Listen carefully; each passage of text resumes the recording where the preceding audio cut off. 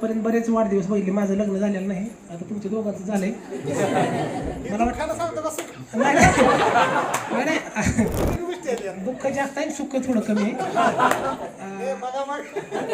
पण एक तुमच्या दोघांकडून आता हे माझे समवयस्क मित्र आहेत, तुम्ही जरा थोडं वरिष्ठ मित्र आहेत. एक आनंदाची गोष्ट अशी की जर योगायोगानं पुढच्या गोष्टी घडतील त्यावेळेस तुमच्याकडून दोघांकडून मला एक गोष्ट घेण्यासारखी अशी आहे की प्रमोदरावकडून मी जर येणाऱ्या काळात जर काही गोष्ट घेईल तर ती अशी गोष्ट घेईल की मी आमच्या पुतणीचा सुद्धा बड्डे आमच्या वहिनीच्या आग्रहात असतं 4 महिला बोलवून हॅपी बड्डे टू यू ह्या तेव्हा केलं.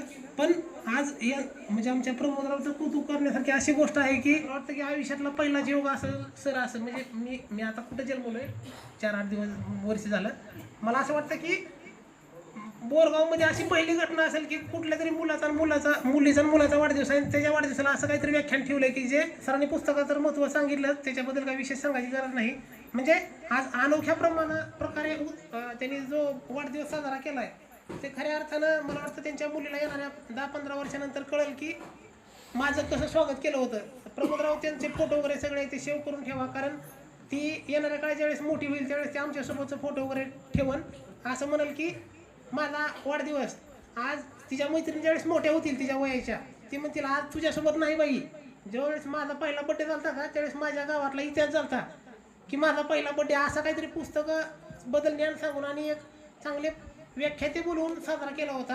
आज बऱ्याच ठिकाणी शहरात बड्डे होतात, 4-8 माणसं जातात, ते बड्डे साजरा करतात, ह्या गोष्टी बऱ्याचशा घडतात. परंतु आज चांगला उपक्रम प्रमोदरावने हातात घेतलाय आणि ते फक्त शिक्षण म्हणजे शिक्षक म्हणूनच न वावरता आज मला असं वाटतं की तुम्ही बघताय ग्रामस्थ ते वड्याचा जे आता काल परवा त्यांनी तो व्हिडिओ लाईव्ह केलाय, मला वाटतं त्यांच्या बऱ्याचशा गोष्टीला यश सुद्धा मिळत गेलंय.